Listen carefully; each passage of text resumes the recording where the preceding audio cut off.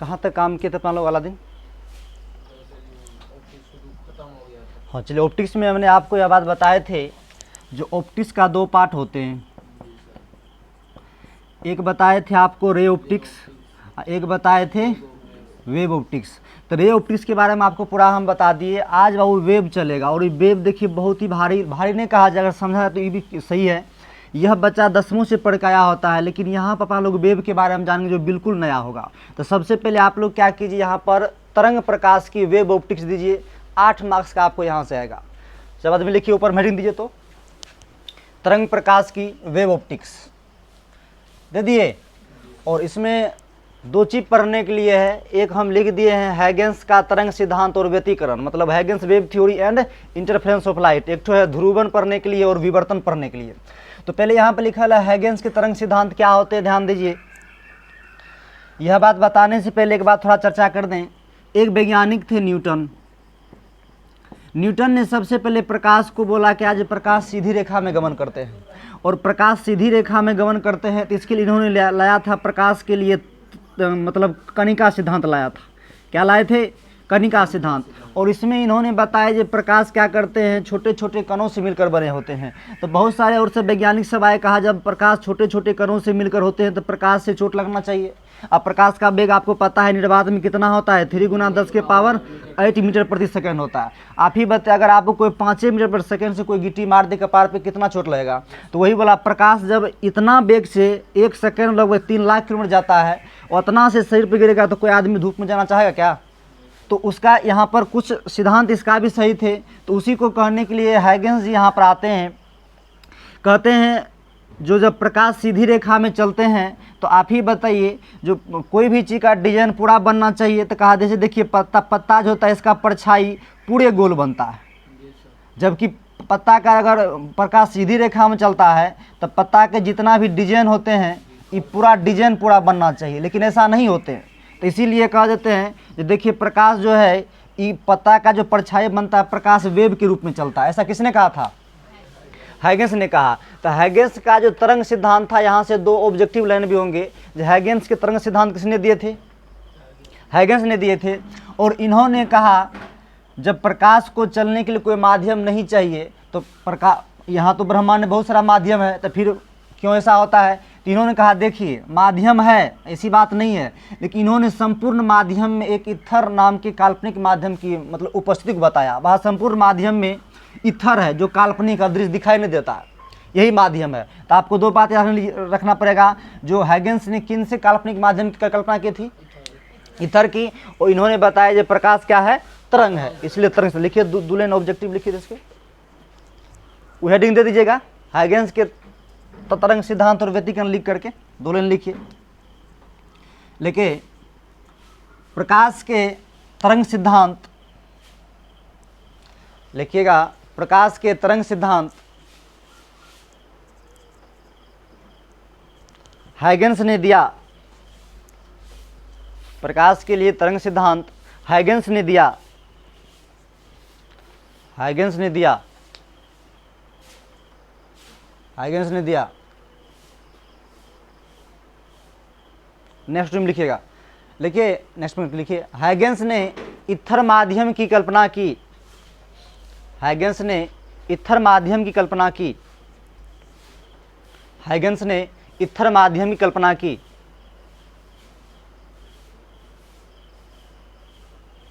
चलिए अगला क्वेश्चन सवाल में लिखिए, हैगेंस के द्वितीय तरंग सिद्धांत को लिखें। क्वेश्चन है हैगेंस के द्वितीय तरंग सिद्धांत को लिखें।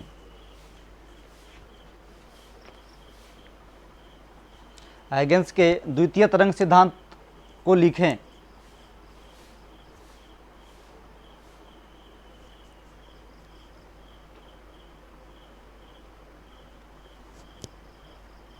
हैगेंस के द्वितीय तरंग सिद्धांत को लिखें। आंसर देके लिखिए, हैगेंस के द्वितीय तरंग सिद्धांत निम्नलिखित है। हैगेंस के द्वितीय तरंग सिद्धांत निम्नलिखित है। हैगेंस के द्वितीय तरंग सिद्धांत निम्नलिखित है।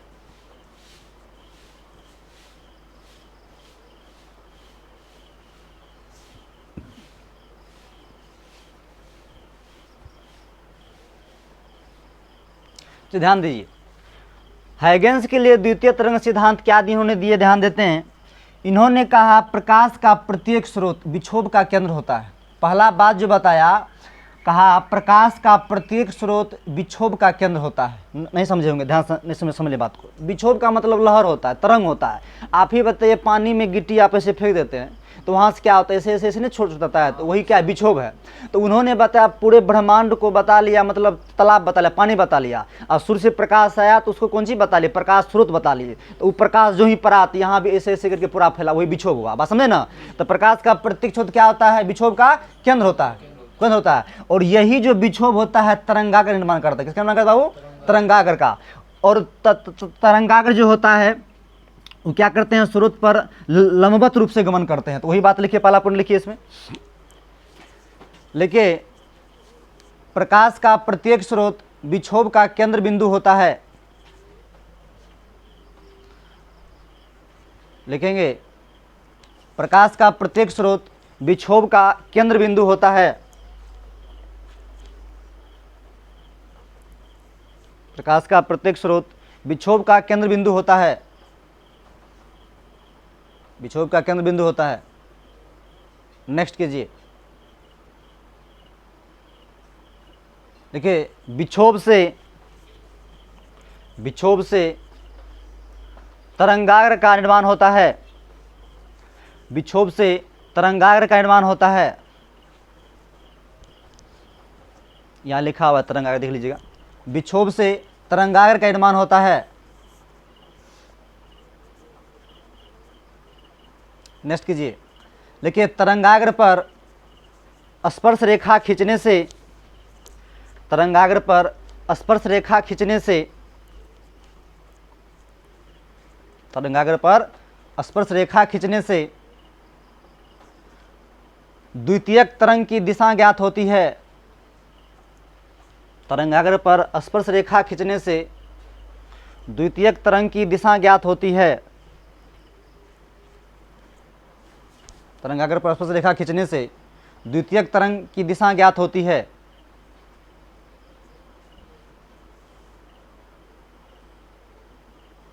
लिख लिए। देखिए ये बात नहीं समय ध्यान समझिए। आप क्या लिखें, ये बात बताइए हमको। आप देखिए द्वितीयक तरंग कैसे बनते हैं, ध्यान दीजिए। मान लीजिए यह सूर्य है ना। आप मान के चलिए यह सूर्य है और यह प्रकाशीय स्रोत है। तो यहाँ से मान चलिए प्रकाश निकले, ऐसे ऐसे करके हम मान लेते हैं, ऐसे निकले। थोड़ा सही से कर ले।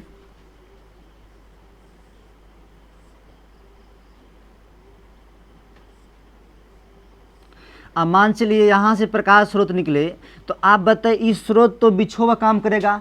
तो विक्षोभ जब आता है तो क्या बोलो, ऐसे गोला गोला बनते रहता है। तो यहाँ से क्या करे, एक गोला बन जाएगा, यहाँ से फिर एक गोला बन जाएगा, और यहाँ से फिर एक गोला बन जाएगा। तो इसी यही जो कौन सी बना, तरंगाग्र बना। क्या बना, इस तरंगाग्र पर जो स्पर्श रेखा खींचते हैं तो यही क्या होता है, द्वितीय तरंग होता है। बात समझ में आया। फिर इसी को इसी रूप से बढ़ाते चलेंगे। फिर यहाँ पर आप क्या कीजिए, तरंगाग्र बनाइए, फिर इस पर स्पर्श रेखा खींचिए। एवं प्रकार से यह जो होता है बड़ा होता है, पानी में मारते हैं तो धीरे धीरे बड़ा हो जाता है, तो इस प्रकार ये फैलते जाता है। बात समझ गए ना। तो द्वितीय तरंग किस पर स्पर्श रेखा खींचने से होता है, तरंगाग्र पर स्पर्श रेखा खींचने से होता है। बात समझ गए ना। उसी में नेक्स्ट पॉइंट लिखिए, क्या पॉइंट होगा, क्या होगा, लिखिए प्रकाशीय तरंग, प्रकाशीय तरंग तरंगाग्र के, प्रकाशीय तरंग तरंगाग्र के, प्रकाशीय तरंग तरंगाग्र के लंबवत गमन करता है, लंबवत गमन करता है।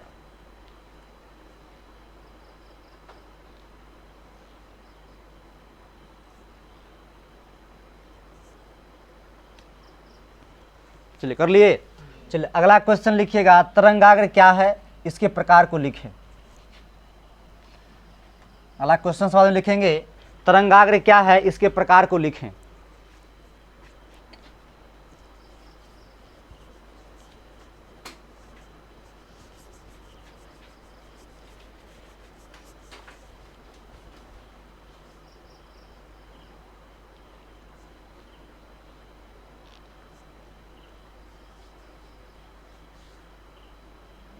लिख लिए। स्टार देकर के लिखिए तरंगाग्र, आंसर दे दीजिएगा, लिखिएगा तरंगाग्र वेव फॉन्ट, तरंगाग्र वेव फॉन्ट।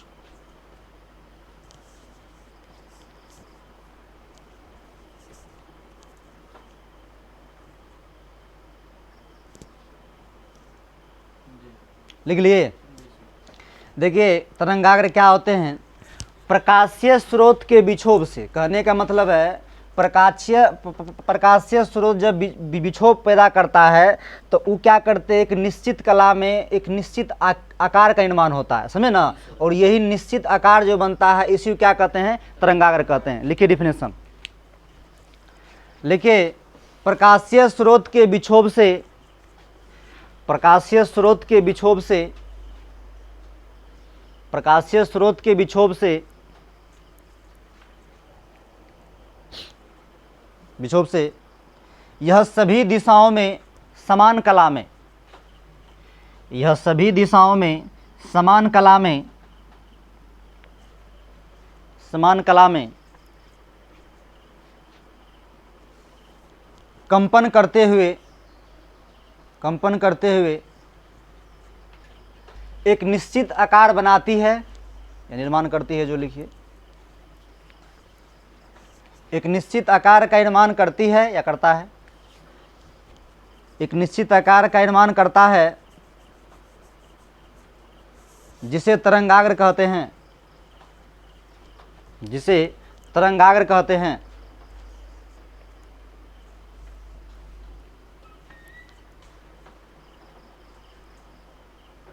याद हुआ, प्रकाशीय स्रोत के विक्षोभ से यह सभी दिशाओं में समान कला में कंपन करते हुए एक निश्चित आकार का निर्माण करता है जिसे क्या कहते हैं, तरंगाग्र कहते हैं। बात समझ गए ना। नीचा में एक पॉइंट बनाइए, लिखिए तरंगाग्र निम्नलिखित प्रकार के होते हैं, तरंगाग्र निम्नलिखित प्रकार के होते हैं, तरंगाग्र निम्नलिखित प्रकार के होते हैं,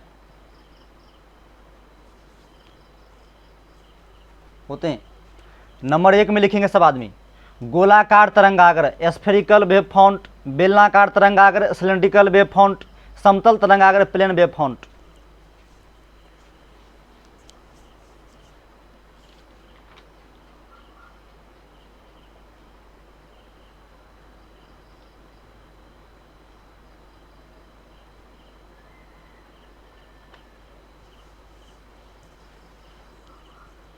लिखिए बिंदु सदृश, ये सब नहीं लिखना बाबू, सिर्फ आपको ये लिखिए ना, ये सब नहीं लिखना, सिर्फ इतना लिखना है।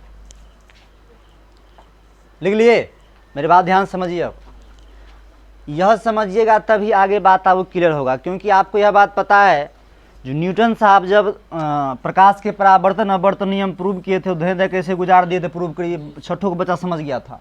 लेकिन यहाँ जो बनाएंगे हम, यही कोई भी चीज़, यहाँ पर समतल तरंगाग्र बनाए ना, तो इस समतल तरंगाग्र के माध्यम से हाइगेंस ने भी परावर्तन के नियम प्रूव किए हैं, तो वहाँ पर इसी नियम को हम लगाएंगे, मतलब समतल तरंगाग्र को ही लाएंगे। तो इस समझ लिए पहले क्या होता है, बात को समझिए ध्यान से। गोलाकार तरंग क्या होता है, जब प्रकाशीय स्रोत बिंदु सरित मतलब बिंदु के समान होगा, समझ गए ना, जब प्रकाशीय स्रोत बिंदु के समान होगा तो ओकरा गोलाकार तरंगाग्र बोलेंगे, समझे ना। अगर प्रकाशीय स्रोत रेखीय रूप में होगा तो ओकरा बेलनाकार बोलेंगे, और जब प्रकाश स्रोत अनंत पर स्थित होगा तब बाबू ओकर समतल तरंगाग्र निर्माण होगा। बात समझ गए ना। तो 1 नंबर लिख के डैश दीजिए गोलाकार तरंगाग्र, 1 नंबर लिख के डैश देंगे गोलाकार तरंगाग्र।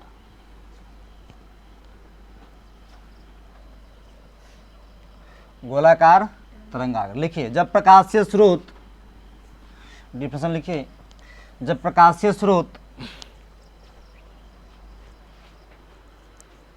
जब प्रकाशीय स्रोत बिंदु सदृश होता है, बिंदु सदृश होता है तो गोलीय तरंगाग्र का निर्माण होता है, तो गोलीय तरंगाग्र का निर्माण होता है, होता है। लिख लिए, जब प्रकाशीय स्रोत बिंदु सदृश होता है तो गोलीय तरंगाग्र का निर्माण होता है। देखिए प्रकाश स्रोत कैसा बाबू, अच्छा प्रकाश स्रोत मतलब क्या, जहाँ से प्रकाश निकले, तो मान चलिए यह बिंदु है, यहाँ यह प्रकाश स्रोत है, तो यहाँ से जब प्रकाश निकलते हैं विभिन्न दिशा में, तो यहाँ पर जो होता है कैसा तरंगाग्र बनता है, गोलाकार बनता है। समझ गए ना, इसको ऐसे मिला लीजिएगा सब बात।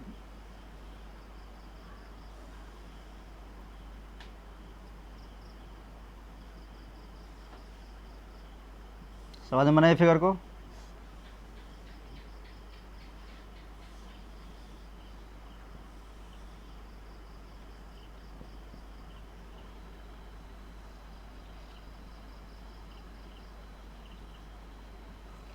नहीं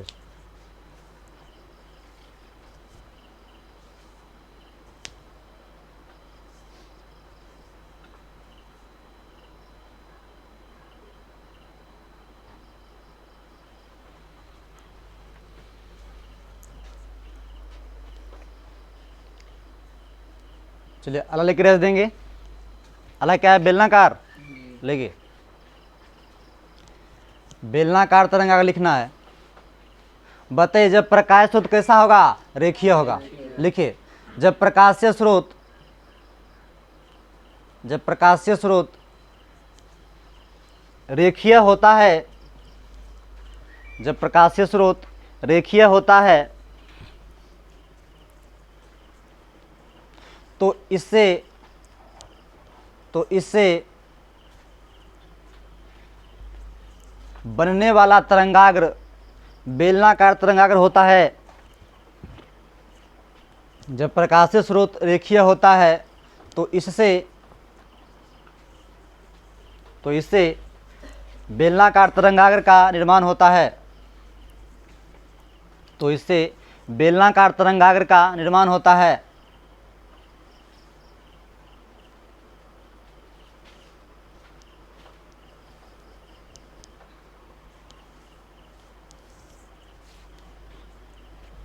चलिए अब की बार प्रकाश स्रोत कैसा बाबू, रेखीय है।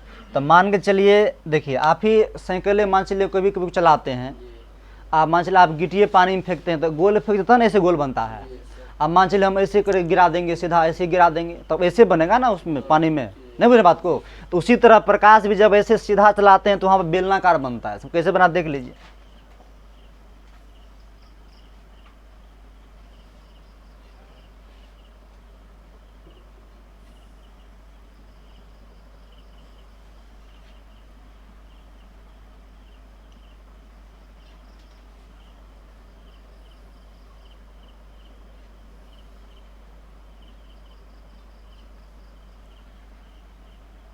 तो प्रकाशीय स्रोत यहाँ पर क्या हो गए, रेखीय हो गए। समझ गए ना। तो यहाँ जो बनेगा बाबू तरंगाग्र वो बेलनाकार, देखिए बन गया।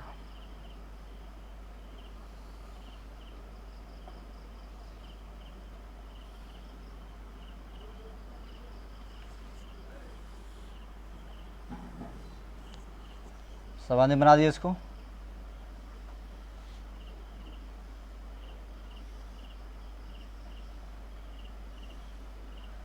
ये फुर्त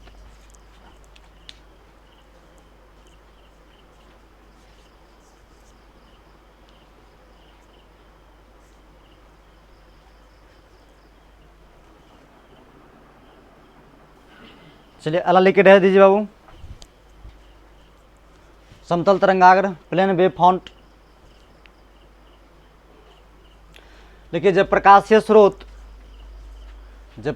स्रोत अनंत पर स्थित होते हैं, जब प्रकाशीय स्रोत अनंत पर स्थित होते हैं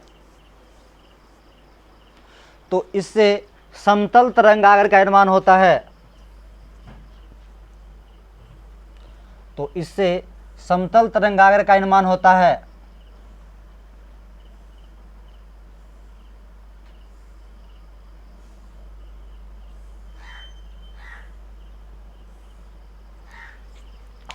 चलिए सवाल इसको बना लीजिए, समतल तरंगाग्र।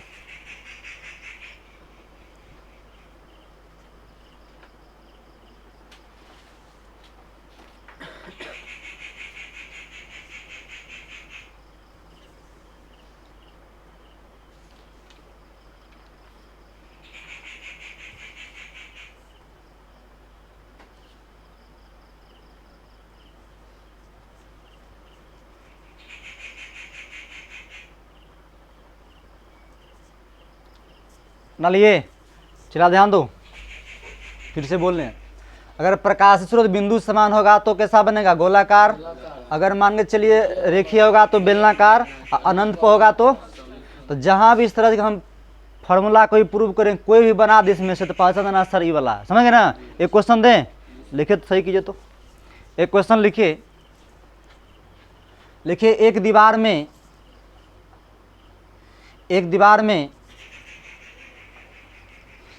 में बहुत छोटा गोल छिद्र है।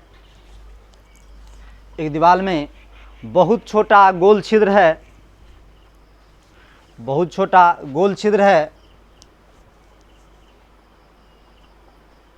गोल छिद्र है। तो इससे प्रकाश को गुजरने में कैसा तरंगाग्र बनेगा? इससे प्रकाश को गुजरने में कैसा तरंगाग्र बनेगा? लिखिए, ऑप्शन में लिखिएगा बेलनाकार, बी में लिखिएगा गोलाकार, समतल, और डी में दीजिएगा नन ऑफ दिस। बोलिए गोलाकार। देख न लगवन, देख ले बढ़िया से, आप समझ ले बढ़िया, सुन पे ना बात हमारे। सही बात है, भवन सब कतना करता है वो यही मार करके आता है, लेकिन सुनो क्वेश्चन क्या है, पढ़िए एक बार। एक दीवार में बहुत छोटा गोल छिद्र। हाँ, तुम ही बता बाबू, दीवार आर में जब छोटा गोल छिद्र होता है, जो वैसे जब प्रकाश निकलता है देखता हुआ घूमल बेलनाकार तरह के पूरा ऐसे निकलता है, नहीं निकलता है जी? अरे गोल थोड़े बनता है, वो बेलनाकार निकलता है। समझ गए ना? तो क्या होगा इसका? बेलनाकार होगा। बहुत ऐसा सवाल था, इसको स्वाद ही मार लीजिए। और आज इस लेक्चर को हम स्टॉप करते हैं। इसके आगे हम आपको लेकर कहेंगे हाइगेंस के तरंग सिद्धांत के माध्यम से प्रकाश के अपवर्तन और परावर्तन के जो नियम हम प्रूव करेंगे। समझ गए ना? ओके, इस वीडियो का ही रुकते हैं। ओके।